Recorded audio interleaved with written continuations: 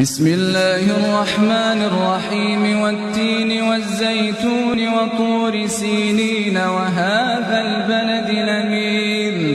لقد خلقنا الإنسان في أحسن تقويم ثم رددناه أسفل سافلين إلا الذين آمنوا وعملوا الصالحات فلهم أجر غير ممنون فما يكذبك بعد بالدين أليس الله بأحكم الحاكمين بسم الله الرحمن الرحيم اقرأ باسم ربك الذي خلق الإنسان من علق اقرأ وربك الأكرم الذي علم بالقلم علم الإنسان ما لم